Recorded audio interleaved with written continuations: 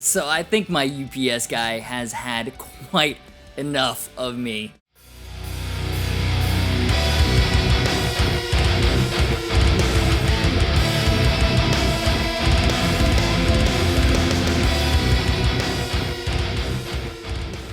Hey guys, it's Hunter. Welcome back to another episode of Boxes in the Kitchen. That is apparently what we're calling this unboxing series now. So one of the best parts about my job as a guitar YouTuber is I get to play guitar all the time. Another one of the best parts is I get to unbox a lot of guitar gear. And I love sharing these behind the scenes moments with you guys because it is a lot of fun. And it's been a couple of weeks since the last one. I've been trying to make my way through the review queue before we unbox more stuff, but judging from the state of the kitchen over there, I think it's time. Follow me. All right, we're back in the kitchen, and I'm not even gonna lie to you, things are getting a little out of hand here. Not the worst problem in the world to have at all, but damn, I have a lot of work ahead of me here. First box, and I'm not really sure where to start, to be honest. Like, should we go small package down here? Maybe this one that's been a little beat up. Sketchy styrofoam sarcophagus, maybe. Actually, you know what? This one in the back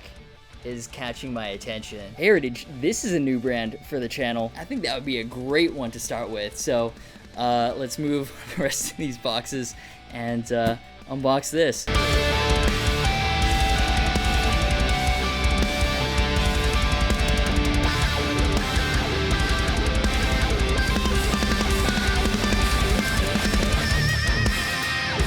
Holy shit. Anyways, welcome back to the Single Cult channel. Look at that top, man, that's nuts. Let me see if my camera can get that, because that is flamed as f***, like straight fire emojis everywhere. Damn, dude. So I guess I'm going full boomer here. You know, last upload was a Telecaster video, and this is not a Gibson Les Paul, but it was made in the OG Kalamazoo, Michigan Gibson factory. That's what this is, 225 Parsons, Kalamazoo Heritage Guitar Incorporated. So basically, the story behind this is when Gibson moved from Kalamazoo to Nashville, a lot of the employees, they didn't want to relocate, didn't want to move their families, so Gibson let them stay, let them buy the factory and still produce guitars with the same shapes under a new Heritage name. So that is my new Heritage H150 Standard in Dirty Lemon Burst.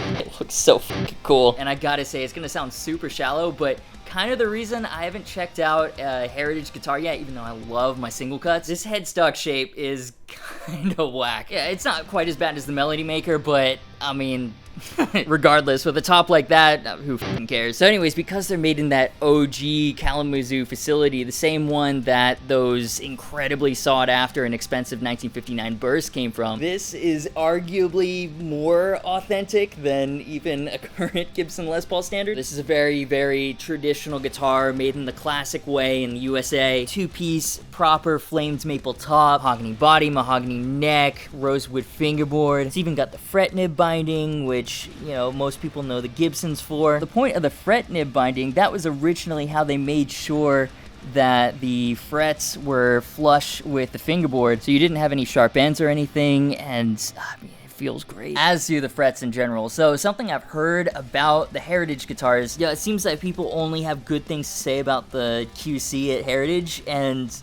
I mean, so far, I have to agree. Fuck, man, that is gorgeous. Now, it seems like a very traditional Les Paul Standard, but built very well. And again, I mean, that top is jaw-droppingly gorgeous. And the back, is that a one-piece mahogany body? It's hard to tell, because that looks like it could be it, but then it trails off. Just might be. I mean, I thought this was a separation line at first, but it's all wavy, and then it kind of trails off, so this might be a one-piece body. One-piece mahogany set neck, Grover tuners, even got the Gibson style made in the USA stamp on the back, and that's me in reflection. What's up? One difference between this and a Gibson Les Paul, the control cavity is oblong instead of a circle. No poker chip as well, which I actually kind of prefer. I don't believe there's any weight leaf because this is a hefty boy. And that's what it looks like outside of the case. So I mean, yeah, the headstock isn't as bad as I thought it would be. Like, by itself, it looks kind of ugly. But when you take the whole thing into consideration, like, oh, that looks perfectly fine. That looks more than fine. God damn, that top. Standard kind of carved up single cut case. I do like that gold logo though. Let's see what kind of case goodies we got. Truss rod adjustment tool. We've got our inspection card. Appreciate that. PMF. Got our warranty card. So very standard stuff. Sad there isn't a sticker to put on our little board over there. You know, it's kind of funny. For a long time, I really wasn't into the Les Paul standard type vibe. I'm sorry, I know this is an H150 standard. I keep saying Les Paul standard. But yeah, I really wasn't into this type of vibe with only the single binding and the rosewood fingerboard. Like, ebony boards are really hard and they feel snappier, and I prefer that most of the time. Most of my single cuts, the two Norlands, the Navigator, the Maybach, they're all Les Paul custom inspired. But lately, I don't know, I've been looking at standards and been going like, damn, that's actually really nice. Guys, I think I'm getting old, because to me, that is gorgeous. Boomer bends intensify greatly. Man, that is gorgeous. But we do have a lot more to get through, so one last vanity flyover. Obviously, huge shout out to Heritage for sending this over for us to check out together. Really cool guitar, crazy top, and yeah, gotta move on. One box down. It doesn't even look like we've made any progress. Next box. You know what? That last one was a huge unboxing, so let's calm it down a little bit. Go with this little guy up here. Now, this is pretty small. It doesn't really seem to be a guitar.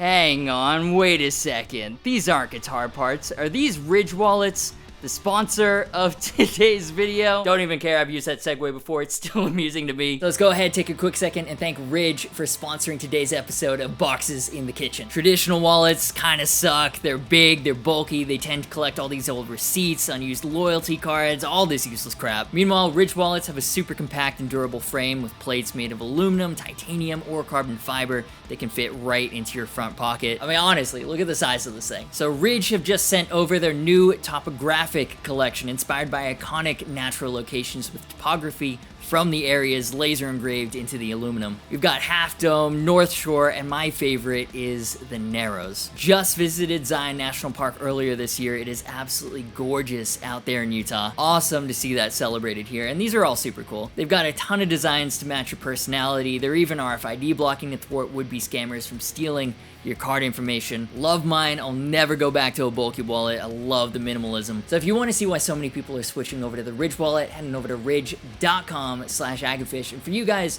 you can use the code Agufish for 10% off your order. Free shipping and returns, lifetime guarantee. Check out cool wallets, embrace minimalism, and clicking the link supports the channel. Ridge.com/Agufish. Use the code Agufish for 10% off. And while you're doing that, let's see what else is going on in the kitchen. Next box.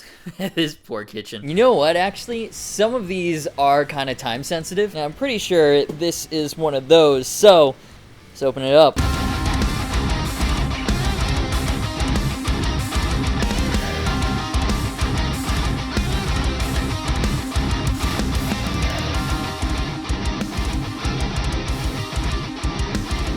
Interesting padding in this package. Seems to be like the fire service plan of a police station or something.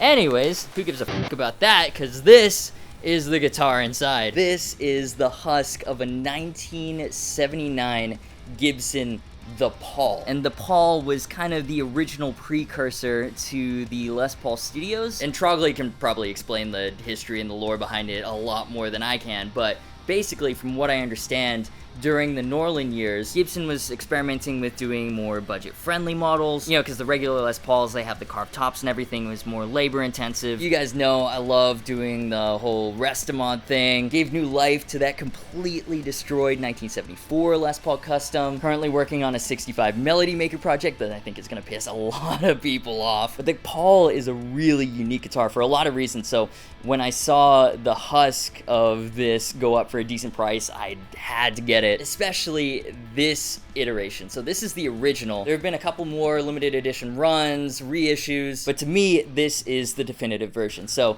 the original run, they only made from, I'm pretty sure, 1978 to 1980. And something that's really cool about the Pauls is that the body, the neck, it's all walnut construction. So here you can see it from the other side. It's just a big chunk of glued together walnut. Now, walnut is interesting. I think the darker color looks really good, but it's also really hard and dense wood. Not quite as hard and dense as maple, but definitely more so than mahogany. So that's why even with the thinner body, no carved top, it's still fairly heavy, like a standard Gibson weight. It's not super light. Right, Bringle?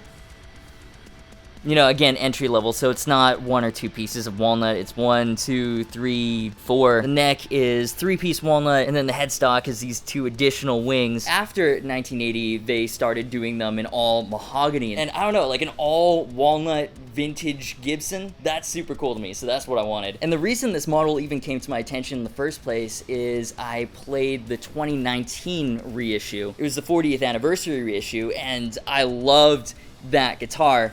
Except for one thing, it had a rosewood fingerboard, whereas the originals have ebony, and you can see that looks great with the real mother of pearl dots in there. So this is a 42-year-old vintage guitar, all walnut construction besides the ebony fingerboard.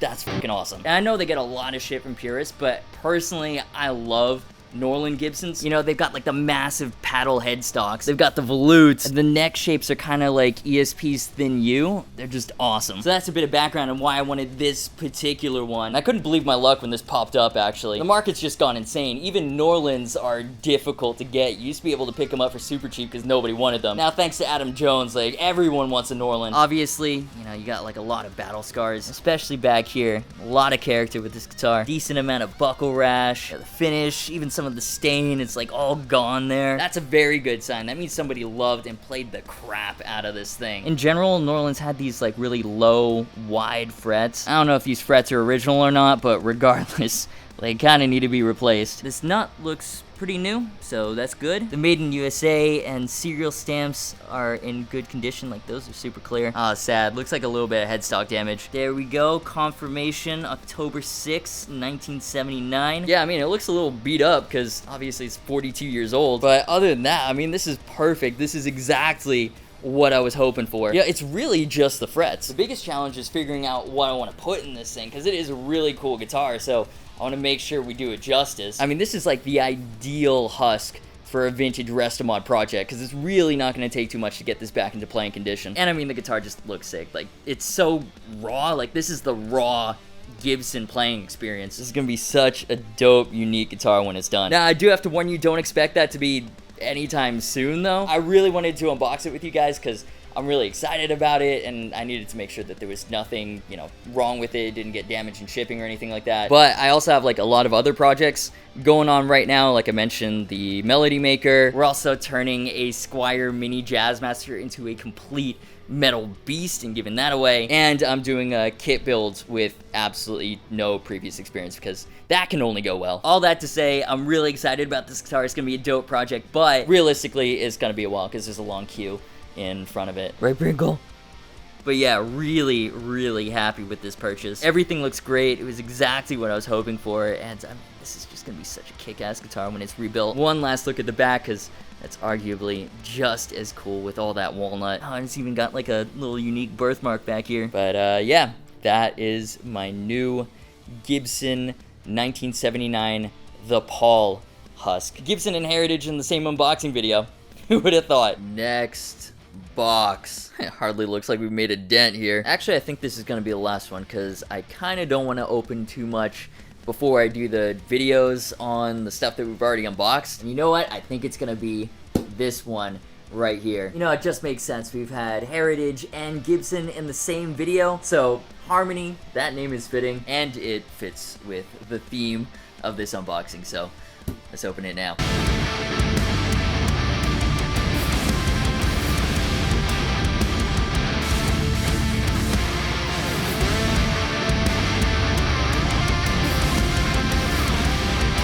Interesting soft case here. Looks like a very well padded gig bag. I mean, look how thick that is. Not much in here. Warranty card and inspection card. And you may notice this looks very similar to what was in the Heritage case. You know, same style of warranty card, inspected by the legendary PMF. Hey coach, so this is a Harmony Jupiter. And even though it's a single cut, I don't know how many of you were expecting to see one of these on a channel focused on like modern metal music, because when you think of guitars that are generally used in modern metal music, the Harmony Jupiter might not be one of the highest up on the list. So Harmony is apparently quite an old brand. I'll be honest, I don't know that much about it, but from what I understand, they used to be one of the big American guitar brands. So I guess this is kind of the theme for today's unboxing. Old school American single cuts. So between being a clueless millennial and someone who grew up in China, I had not really heard of this brand before. I hit up the Heritage guys because a lot of you had been asking about the H150s, and they were like, yeah, sure, we'd love to have you test out an H150. But hey, we also make this other single cut. It's pretty old school, but it might be fun to see if it does metal. And I was like, that's an excellent idea. Let's go full ridiculous, send me the most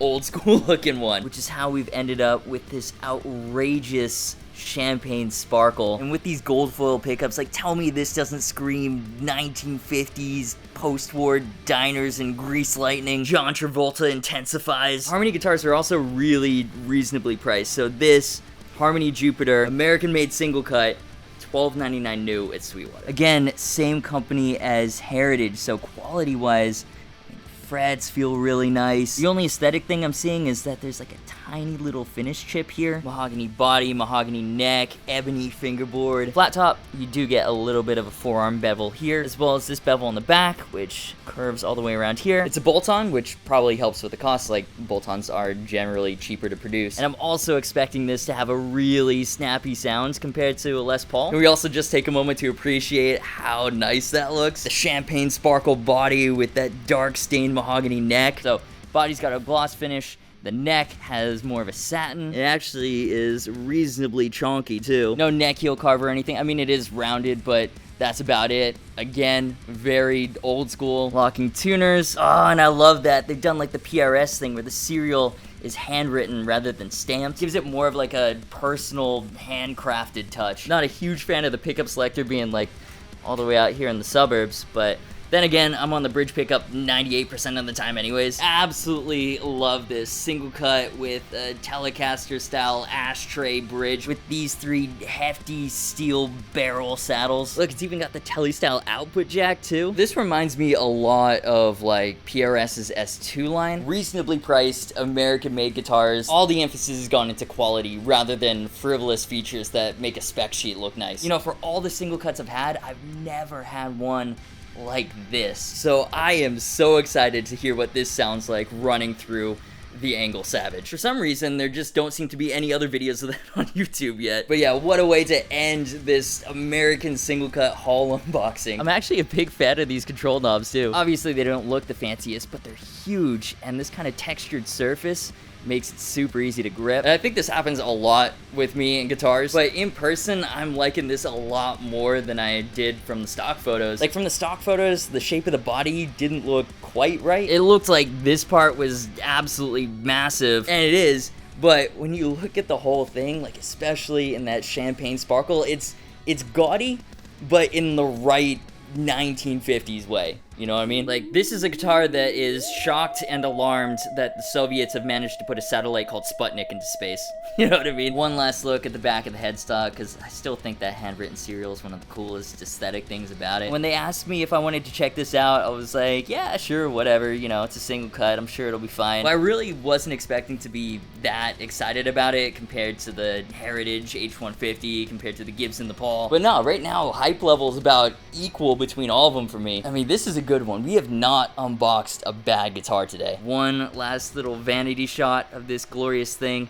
Next time you see it, it will be in the full metal demo. Make sure you're subscribed, you got the bell ticked and all that, because that's probably one you don't want to miss. Alright, so that will do it for the unboxings for now. Join us next time where our heroes will attempt to make it through the rest of the cardboard horde. But yeah, let me know in the comments which guitars had you the most excited. What did you think of this haul? What do you want to see gear demos of first? By the way, I am trying to downsize before I move, and downsize hard, which means I am selling a lot of gear. I'm attempting to Marie Kondo my way through it, like, you know, touch it, and if it doesn't bring you joy, sell it. But it's hard when, like, just playing guitar brings me joy, so it's a slow process. Pricing things to sell, you know, I just want these guitars to go to good homes, so follow me on Instagram and Facebook. I'm posting there first. Like, I'd rather give you guys a great deal on a guitar. And if they don't sell for a few days, I'll throw them up on Reverb. Sell fees are kind of getting out of hand. But it is what it is. Anyways, shout out to Marcus Meyer and the rest of the amazing patrons for supporting the channel